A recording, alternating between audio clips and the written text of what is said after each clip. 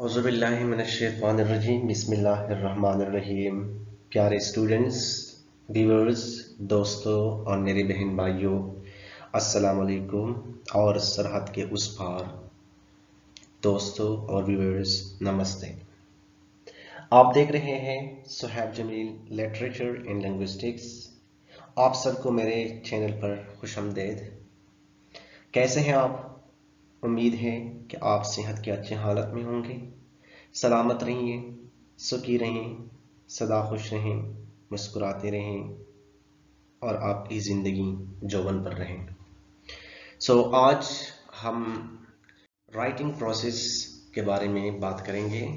And here I have overview of the writing process means we have synopsis of writing process. Although there is no simple formula for good writing, यानी अच्छे writing के लिए कोई सादा सा हमारे पास कोई फार्मूला तो नहीं है. Most successful writers view writing as both a means of communication and a process involving several stages of development.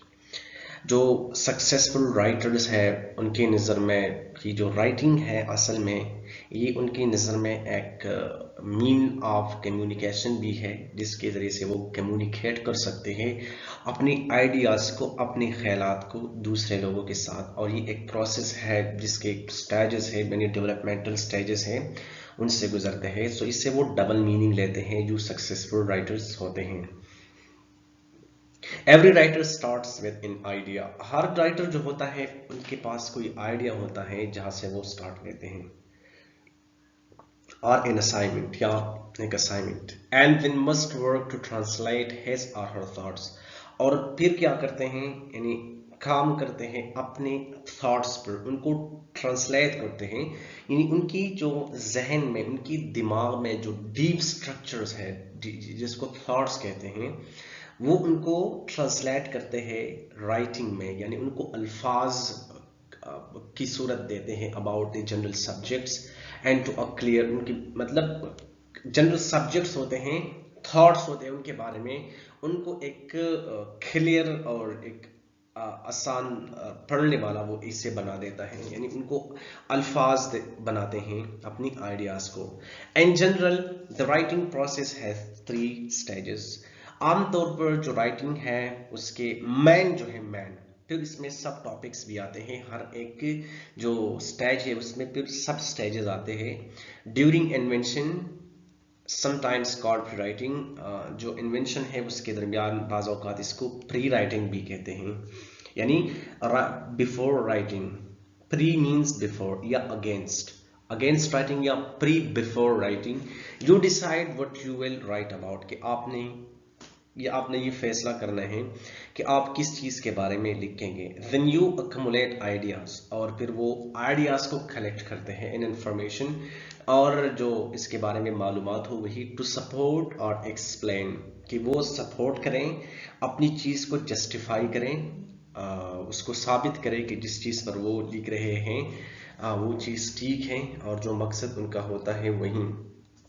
और इसको एक्सप्लेन करें, क्या करें, एक्सप्लेन करें व्हाट यू वांट टू से ड्यूरिंग द नेक्स्ट स्टेज. अब जो नेक्स्ट स्टेज है इसमें ऑर्गेनाइजेशन, उसको ऑर्गेनाइजेशन कहते हैं. You consider how your ideas are related, कि आपके आइडियाज किस तरह इस सब्जेक्ट के साथ रिलेटेड है, यानी किस तरह इसके साथ इसका ताल्लुक है. And decide how best to arrange them, और आपने ये डिसाइड करना है, ये फैसला करना है कि आपने इसको अरेंज के साथ करना है. एंड फाइनली, और आखिर में जो स्टेज है ड्यूरिंग राइटिंग एंड रिवीजन, कि आपने इसको राइट करना है, आपने इसको लिखना है और इसकी रिवीजन करनी है. यू राइट योर, इसे आप अपना इसे लिखते हैं प्रोग्रेसिंग थ्रू सेवरल ड्राफ्ट्स, मतलब आपने इसमें कुछ ड्रॉप्स बना लेते हैं मुख्तलिफ किस्म के. एज यू रिफाइन आइडियाज, जिस तरह आप आइडियाज को रिफाइन करते हैं, इसको प्योरीफाई करते हैं, इसको क्लस्टराइज करते हैं, एज वेल एज स्टाइल, और आपका जो स्टाइल है, स्ट्रक्चर और जो मैकेनिक्स है कि आपने किस तरह इस चीज़ को लिखना है, इसमें क्या क्या डालना है, इसके मैकेनिक्स क्या है. सो ये ओवरव्यू था. It was synopsis to writing process. Actually it was an overview of the writing process, and let's move towards explaining these 3 steps. So the first one, sorry, but before going there, we have to explain this a little more. When you write, जब भी आप लिखते हैं, you need not finish one stage. तो जरूरी नहीं है कि आप एक स्टेज को फिनिश करके before starting another. Because the three stages often overlap, क्योंकि ये जो तीनों स्टेजेस है ये एक दूसरे के साथ वो क्या है रिलेटेड है, वो एक दूसरे के साथ ताल्लुक रखते हैं और एक दूसरे पर इन्हिसार करते हैं. मोस्ट राइटर्स, ज्यादातर जो राइटर्स होते हैं, engage in some aspect of invention, वो इन्वेंशन में इंगेज होते हैं, इस पर काम करते हैं. अरेंजमेंट और writing and revision simultaneously.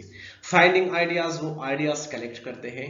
Considering possible method of organization, और जो पॉसिबल मेथड होते हैं उनके पास हर किसी का अपना एक मेथड होता है, उसके ज़रिए से वो काम करता है, वो चीज़ें इकट्ठे करते हैं, फिर उन चीज़ों को मिलाकर एक अपना जो है वो ऑर्गेनाइज्ड इससे लिख लेता है.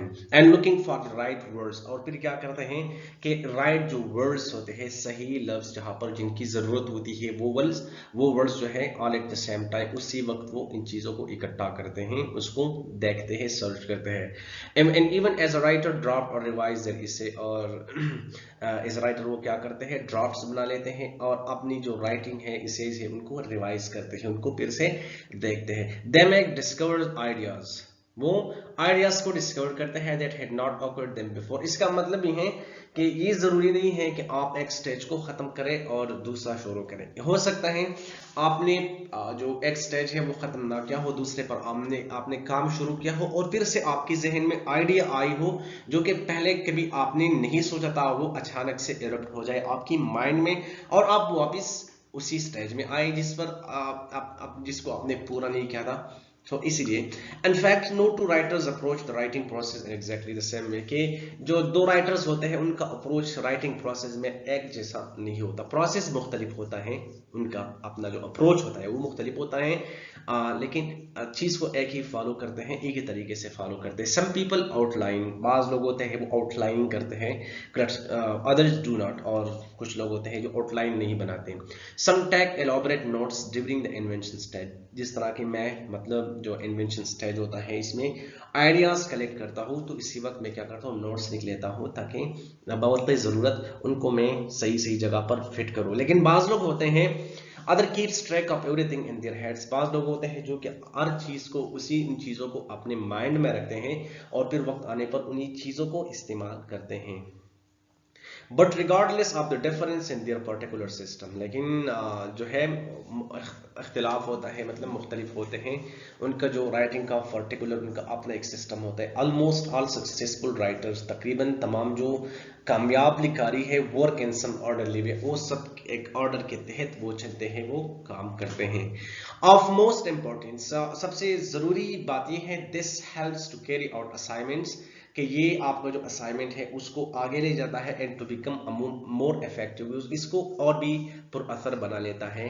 कंपीटेंट एंड रिलैक्स राइटर, कि वो क्या है, मुकाबला कर सकता है, और वो जो राइटर है वो क्या होता है, रिलैक्स होता है, वो कंफ्यूज नहीं होता. जो हम अब स्टेजेस पर बात करेंगे कि जो 3 स्टेजेस की हमने बात की थी, इन्वेंशन और इसके साथ ऑर्गेनाइजेशन और इसके बाद रिवाइजिंग और राइटिंग. सो सबसे पहले हम बात करेंगे इन्वेंशन पे. इन्वेंशन असल में है क्या. इन्वेंशन और प्री राइटिंग, इसको हम इन्वेंशन भी कहते हैं, इसको प्री राइटिंग भी कहते हैं. मतलब प्री राइटिंग में जो भी चीजें हमारी जहन में आते हैं उसको हम लिखते हैं. मतलब इस बात पर नहीं सोचे बस टॉपिक आ गया इसी पर हमने शुरू किया, जो भी जहन में आ गया. फॉर एग्जाम्पल अगर हमारे जहन में है कि इसी वक्त मैं सोच रहा हूँ इस टॉपिक पर और मेरे जहन में कुछ नहीं आ रहा, तो प्री राइटिंग में आप ये भी लिख सकते हैं कि मेरे जहन में कुछ नहीं आ रहा, इतना आप लिख सकते हैं. It's a crucial part of the writing process. ये जो है राइटिंग प्रोसेस का सबसे नाजुक और सबसे अहम पार्ट है, हिस्सा है. अनफॉर्चुनेटली, बदकिस्मती से जो है, many people totally ignore this stage. ज्यादा लोग जो होते हैं वो इस स्टेज को इग्नोर करते हैं, इस पर फिक्र गौर नहीं करते, इसका कोई लिहाज नहीं रखते, वो इस चीज को जस्ट इग्नोर कर देते हैं, ईदर बिकॉज दे अंडरस्टिमेट, या तो वो इस चीज को समझ नहीं पाते, इस चीज को हल्का लेते हैं, द इम्पोर्टेंस ऑफ प्रिपरेशन, कि वो इस चीज के लिए इसका जो अहमियत है प्रिपरेशन की, यानी अपने आप को तैयार करने की जो इंपॉर्टेंस है वो इस अहमियत से इनकार करते हैं, और या because they simply do not know how to plan to write, या वो बिल्कुल ये चीज नहीं समझते कि उन्होंने किस तरह काम करना है, यानी किस तरह उन्होंने प्लानिंग करनी है राइटिंग के लिए। In college, schools, universities and afterward you will often to be told, आपको ये बताया जाएगा व्हाट टू राइट अबाउट, कि आपने किस चीज के बारे में लिखना है, at least in part, and you may be tempted to plunge into first drop immediately, और आपने क्या करना होगा, जब वो टॉपिक देते हैं आपको, कोई भी देता है कि आप इस पर लिखना है, तो हम अचानक से ड्रॉप्स बना लेते हैं, उधर कूद जाते हैं। बिफोर राइटिंग, राइटिंग से पहले, बिफोर प्री राइटिंग मतलब राइटिंग शुरू करने से पहले। हाउ एवर, ताहम, you should probe your subject, आपने अपने जो है वो आपका जो सब्जेक्ट है उस पर आपने काम करना है, उसको समझना है, एंड डिसाइड, और समझने के बाद आपने डिसाइड करना है what you are going to say about, कि आपने इसके बारे में क्या कहना है। उम्मीद है कि आपको समझ आई होगी। Let's go. Your first step should be to make sure you understand your assignment. सबसे पहला जो कदम है आपने उठाना है तो वो क्या है कि आपने ये समझना है कि आप अपने असाइनमेंट को समझते हैं, उनके मकासद को समझते हैं, या आपसे जो रिक्वायरमेंट आपकी जो रिक्वायरमेंट्स है या जो आपको ये चीज देता है उनका मकसद क्या है, और असाइनमेंट में है क्या, इसमें आपने क्या करना है, आप इस चीज को समझते हो। नेक्स्ट, बाद में you should limit your subject, आपने अपने सब्जेक्ट को लिमिट करना है, मतलब आपने आगे नहीं जाना, इसको ब्रॉड नहीं करना है। बाय कंसिडरिंग योर इसेज लेंथ, कि आपका जो इसे है उसका लेंथ कैसा है। अगर आपको दिया गया है कि 500 वर्ड्स का इसे आपने लिखना है, तो आपने बिल्कुल उसी के मुताबिक आपने लिखाई करनी है, मतलब आप इसे की जो साइनॉप्सिस है उस पर भी आप काम कर सकते हैं, लेकिन इसको थोड़ा सा छोटा कर दे। अगर आपको दिया गया है 1000 वर्ड्स, तो अगर आप 5 लाइंस लिखते हैं, 10 लाइंस लिखते हैं, या जो फर्स्ट 50 वर्ड्स है आप साइनॉप्सिस लिखते हैं 500 वर्ड्स में, तो 1000 में वो आप 100 कर सकते हैं। इसी तरह आपने इस चीज को समझना है। पर्पस, आप जो असाइनमेंट है इसका पर्पस क्या है, मकसद क्या है, आया ये आप परसुएशन करते हैं, किसी को आमादा करते हैं किसी चीज पर, या आप कोई कहानी सुनाते हैं, मतलब आपका नैरेटिव ऐसे है, या आपका डिस्क्रिप्टिव ऐसे है, किसी चीज के बारे में आपने बात करनी है, उसको वाज़ेह करना है, या जो है आप किसी को कुछ कहना चाहते हैं, या साइंटिफिक भी आ सकता है, इसे किसी को मालूमात देने हैं, तो ये पर्पस आपको समझ लेना चाहिए। एंड ऑडियंस, और आपके ऑडियंस क्या है, आपके ऑडियंस साइंस सब्जेक्ट्स वाले हैं, आपके ऑडियंस लिटरेचर वाले हैं, आपके जो ऑडियंस है वो क्या है, वो लॉ वाले हैं, आपके ऑडियंस वो पढ़े नहीं है, वो ज्यादा पढ़े लिखे नहीं है, वो जस्ट इन चीजों को समझते हैं, समझना चाहते हैं। आपकी जो है वो वेल एजुकेटेड है, वो यूनिवर्सिटी के प्रोफेसर है, आपके ऑडियंस आपके टीचर्स हैं, आपके ऑडियंस आपके क्लास फेलोज हैं, तो आपने अपने ऑडियंस के बारे में सोचना है कि आपके ऑडियंस कौन है, तो उनके मुताबिक आपने काम करना है। As well as what you know about this subject, और इसके अलावा आपका जो सब्जेक्ट है उसके बारे में आप कितना जानते हैं, सो इसके मुताबिक आपने अपना सब्जेक्ट लिमिट करना है। You can then move from your subject, फिर इसके बाद आप अपना आपका जो टॉपिक है इससे मूव कर सकते हैं, विच मे बी टू ब्रॉड, ये बड़ा भी हो सकता है टू मीट द रिक्वायरमेंट्स, कि आपके जो रिक्वायरमेंट्स है उनकी जो रिक्वायरमेंट्स है आप उनके साथ मिल सके, उनको पूरा कर सके अपने assignment. To a manageably narrow topic, या आप नैरो टॉपिक भी ले सकते हैं ऑफ द असाइनमेंट, ठीक है। पर्टिकुलर स्लैंट और governing question that guides your research, जो कि आपको दिए जाते हैं क्वेश्चंस में या रिसर्च जो होते हैं टॉपिक इसमें, वो तो रिसर्च थीसिस की बात है। When you have settled on a topic, जब आप कोई टॉपिक लेते हैं, इस पर काम शुरू कर देते हैं, यू नीड टू गैदर, आपने कलेक्ट करना है, जमा करना है, एंड ऑर्गेनाइज आइडियाज, और जो आइडियाज है उनको सही जगह देनी है, एंड फैक्ट्स अनटिल, और जो फैक्ट्स हैं उनके बारे में वो भी। फाइनली, आखिर में, you are prepared to formulate a thesis, आपने क्या करना है, you are prepared to formulate a thesis, कि आप थीसिस कर सके, और the main idea of your essay, आपका जो इससे है उसके main idea, the point you want to. इसके बाद जो है ये तो पहला हो गया जो इन्वेंशन था, इन्वेंशन स्टेज था, उसके बारे में हम बात की। अब हम आगे चलते हैं ऑर्गेनाइजेशन की तरफ कि ऑर्गेनाइजेशन स्टेप इसमें क्या है।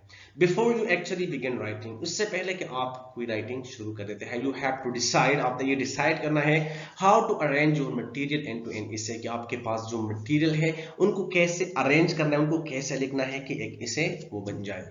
This extremely important choice determines, ये जो इंतहाई अहम चॉइस है ये बताता है how clear you essay will be, कि आपका इससे कितना क्लियर होगा, and how your audience will react to it, और आपके जो ऑडियंस हैं, जो आपको पढ़ते हैं, जो आपको सुनते हैं, जो आपको देखते हैं, उनका रिएक्शन क्या होगा। Sometimes deciding how to arrange your ideas, बाज़ औक़ात ये डिसाइड करना कि आप कैसे अपने आइडियाज को अरेंज करें विल बी एजी, ये आपको आसान लगेंगे, बिकॉज क्योंकि योर असाइनमेंट स्पेसिफाइज, क्योंकि आपका जो असाइनमेंट दिया गया है वो आपको बताता है अ पर्टिकुलर पैटर्न की, इसी पैटर्न के तहत आपने ये सब कुछ लिखना है ऑफ डेवलपमेंट।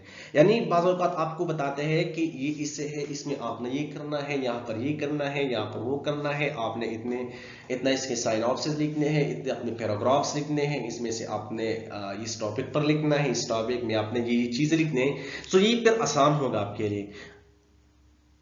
अगर ये नहीं है तो फिर आपने अपने तरीके से वो करना है, लेकिन इन चीजों को फॉलो करना है। ऑल्सो सर्टन असाइनमेंट्स और एग्जामिनेशन क्वेश्चंस, इसी तरह कुछ असाइनमेंट्स होते हैं या इम्तिहान के सवालात होते हैं, employee how your material should be structure, कि किस तरह आप अपने मटेरियल को आपने लिखना है, उनको स्ट्रक्चर करना है, किस तरह के सेंटेंसेज आपने लिखने हैं, किन किन चीजों का आपने ख्याल रखना है, आपने सब्जेक्टिव अप्रोच रखना है या आपने ऑब्जेक्टिव अप्रोच रखना है। तो अक्सर जो है इसी तरह के क्वेश्चन में आपको ऑब्जेक्टिव रखा जाता है, मतलब आप अपनी तरफ से कुछ भी नया नहीं कर सकते, बल्कि जो बताया गया है उनको ही फॉलो करना होता है। Important thing is to recognize the clues, और सबसे पहले सबसे जो अहम चीज है वो जो क्लूज आपको दिए जाते हैं, जो हैंड्स या पॉइंट्स दिए जाते हैं, उनको समझना है। दैट सच असाइनमेंट गिव और those you find in your topic और thesis and to structure your इसे अकॉर्डिंगली।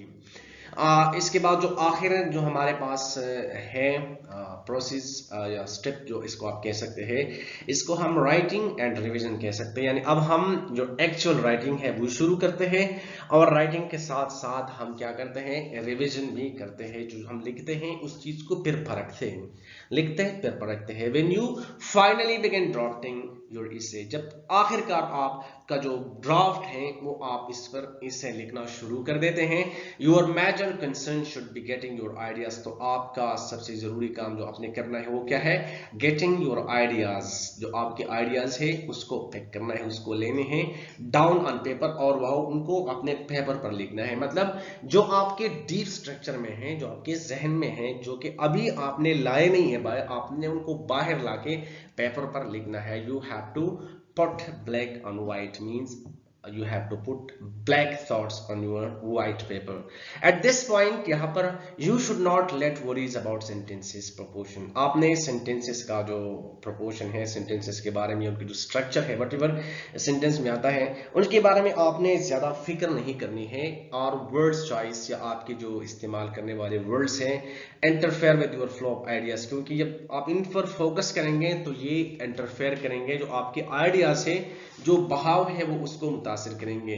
तो पहले आप फ्री राइटिंग करें, फ्री राइटिंग, कि आप इसमें से क्या करें, फ्री राइटिंग में ऐसा है कि जो भी आइडिया आपके जहन में आता है वो बस आप लिख लिया करें, और ये ना सोचें कि आपका वर्ड चॉइस क्या है, आप किस तरह के लफ्ज अल्फाज इस्तेमाल करते हैं, या आपके सेंटेंसेस कितने हैं, या इसका ग्रामर क्या है, या इसके जो है वो पंक्चुएशन क्या है। सो इसके बारे में ज्यादा आपने सोचना नहीं है। All you want to do is to keep your momentum, आज जो भी इसमें इसी स्टेज भी आपने करना है, आपने अपना मोमेंटम, अपना जो जो फ्लो ऑफ आइडियाज है उसको लिखना है, एक मोमेंटम रखना है आपने, until you finish the first draft, तब तक जब तक आप फर्स्ट ड्राफ्ट जो है आपके इसे या थीसिस का वो आप मुकम्मल ना करें। लेटर बाद में when you right the second और थर्ड ड्राफ्ट, जब आप सेकंड, दूसरा या तीसरा ड्राफ्ट लिखते हैं, you can polish your writing, तो आप अपने राइटिंग को पॉलिश कर सकते हैं थ्रू रिवीजन। मतलब जब आप रिवीजन करते हैं तो आपकी राइटिंग में वो चमक आ जाएंगी और जो जो गलतियां है वो निकल जाएगी। Making sure as you revise that each part does what it should do, और आपने इस चीज को you have to make sure that whatever you are writing is according to what it should be, or what you should do. If it is accordingly, if it is according to your thought, if it is according to the requirements, then it's okay. If not, then you should focus. You have to polish your writing. Remember that revision is not something you do after your paper is finished. ये बात याद रखने की है कि जो revision है ये कुछ ऐसा चीज नहीं है कि आप पेपर फिनिश करने के बाद ही आप करें, जरूरी नहीं है। हम अक्सर लोग ऐसा करते हैं कि काम मुकम्मल करते हैं फिर इसके बाद रिवीजन करते हैं, जिस तरह के हम बुक्स पढ़ने में रिवीजन करते हैं, इसी तरह जब कुछ लिखते हैं तो भी रिवीजन हम आखिर में करते हैं। तो ऐसी कोई बात नहीं है। You can revise your work during your work, यानी अपने काम के दरमियान में ही आप रिवीजन कर सकते हैं। It is a counting process, ये एक कंटिन्यूइंग प्रोसेस, ये एक मुसलसल जारी अमल होता है ड्यूरिंग विच, जिसमें आप यू कंसिडर द लॉजिक, आपने लॉजिक पर फोकस देना है, आपने लॉजिक लेना है, and clarity of your ideas, और कि आपके आइडियाज में क्लैरिटी कितनी है, और ये भी as well as the effective and correct expression, कि ये कितना पुरअसर है और इसकी करेक्ट एक्सप्रेशन आया इस्तेमाल हुए हैं या नहीं। Thus, revision is more than proof reading और एडिटिंग। जो रिविजन है ये कुछ ज्यादा ही अहम है प्रूफ रीडिंग से भी और एडिटिंग से भी। Crossing out one word and substituting another, आपने एक वर्ड को क्रॉस करना है, हटाना है, दूसरा आपने सब्सटीट्यूट करना है। एट में इन्वॉल्व एक्सटेंसिव एडिशन, इसमें आज ये है कि ये जो प्रोसेस है इसमें इसके अंदर जो सब प्रोसेस है रिविजन में आपने ये करना है कि एक एक्सटेंसिव, एक वसी अमल है जिसमें आप एडिशन भी कर सकते हैं, नए आइडियाज भी इसमें आप डाल सकते हैं, नए वर्ड्स पुरानों को हटाकर इसको सब्सटीट्यूट भी कर सकते हैं और रीऑर्डर भी कर सकते हैं। अगर कोई वर्ड या सेंटेंस गलत जगह पर आपने लिखा हो तो उसको अपनी यानी जहां पर होना चाहिए उसी जगह आप पुट कर सकते हैं। What you want to communicate to your audience when you are ready to revise, अब जब आप रेडी हो जाए कि आप इस चीज को रिवाइज करें, you can start by setting up revision check list. तो आपके पास एक रिवीजन चेक लिस्ट होना चाहिए कि मैं ये चीजें इसमें देख लूंगा, and applying it to your, और फिर उन चीजों, उन चेक लिस्ट को अपने इसे पर अप्लाई करना है। As you move systematically from the whole essay to the individual paragraphs, जब आप एक सिस्टमैटिकली तरीके से आप पूरे इसे को देखते हैं, उसको रिवाइज करते हैं, यानी इंडिविजुअल पैराग्राफ से लेकर सेंटेंसेस और फिर वर्ड्स तक, you can assess your papers effectiveness. तो आप जो है उसको बेहतर बना सकते हैं और इसकी अहमियत जो इफेक्टिवनेस है उसका जो और असर होता है, तासीर होता है, उनको आप समझ सकते हैं, उनको आप और बढ़ा सकते हैं। फर्स्ट, सबसे पहले चेक योर थीसिस स्टेटमेंट, आपने जो आपका जो थीसिस स्टेटमेंट है उसको देखना है, इट इज स्टिल एक्यूरेट, अगर ये ठीक है, यानी जो आपका थीसिस स्टेटमेंट है जहां से आप शुरू कर देते हैं एक बात को आप जनरलाइज करते हैं, आया वो ठीक है कि नहीं, यानी किस चीज पर आपने काम करना है। If you are departed from your original goal, अगर आप कहें अपने जो आपका सही मकसद है, जो ओरिजिनल मकसद है, इससे आप हट गए हैं व्हाइल यू राइटिंग, जब आप लिख रहे होते हैं, you will need either to revise the thesis, तो आपने या तो ये करना है कि आप अपनी थीसिस को रिवाइज करें, दोबारा से पढ़ लें, so that it accurately sum of the ideas, हो सकता है कि आप सही तरीके से जो आइडियाज है उसको इकट्ठा कर सके। And information content in your विषय, या वो इंफॉर्मेशन जो आपकी या मिसिंग है या गलत जगह पर आपने पुट किए हैं, वो क्या करें, वो सही जगह पर लाए जा सके। और to remove any unrelated materials और सेक्शन, या उनमें जो अनरिलेटेड, जिनका कोई ताल्लुक नहीं होता, इसी तरह के कुछ सेक्शंस है या मटेरियल है, उसको आप हटा दें। और to revise them so that, या आपको रिवाइज कर दें that they are relevant to your thesis, के ये आपके बिल्कुल थीसिस के ही मुताबिक हैं। Next, look at your body paragraphs, फिर आप क्या करें कि अपनी बॉडी पैराग्राफ्स को देखे to see if they need strengthening, की उनको अगर उनको और भी मजबूत करने की जरूरत हो। Are they unified, coherent, well developed, क्या वो यूनिफाइड हैं, यूनिक है या इसमें कोहेरेंस है कि नहीं है, आइडियाज जो है वो एक दूसरे के साथ जुड़े हैं, वो लोग वो समझ आ रहे हैं, ये वेल डेवलप है, उनका सेंटेंस स्ट्रक्चर ये ठीक है, इसका ग्रामर पंक्चुएशन और सब कुछ ठीक है। Do the points you make support your topic sentences and your thesis, कि क्या आपने वो पॉइंट्स जो अपने अपनी जो टॉपिक सेंटेंसेस है उनके जरिए से या थीसिस है उनको आपका अपने दिफा किया है, उनको सपोर्ट सही तरीके से किया है। You might have to add more facts और एग्जांपल, अगर नहीं है या आपको लगे कि ये काफी नहीं है तो आप कुछ और भी फैक्ट शामिल कर सकते हैं या example to one paragraph to make it strong as the other, कि आप दूसरों की तरह इसको एक और पैराग्राफ इसके साथ मिलाकर या एक इसको पैराग्राफ को बड़ा करके आप इसको मजबूत कर सकते हैं। Consider your introductory and concluding strategies, और ये बात जरूरी है कि किस तरह आपने इंट्रोडक्शन करना है और किस तरह आपने आपकी जो स्ट्रेटजीज है कंक्लूड करने के लिए वो कैसे हैं। Are they appropriate for your material, क्या वो आपके बिल्कुल जो मटेरियल है उसके लिए सही है। योर ऑडियंस, क्या वो आपके ऑडियंस के लिए ये चीज सही है। एंड योर पर्पस, और आपका जो मकसद है। Do they reinforce your thesis.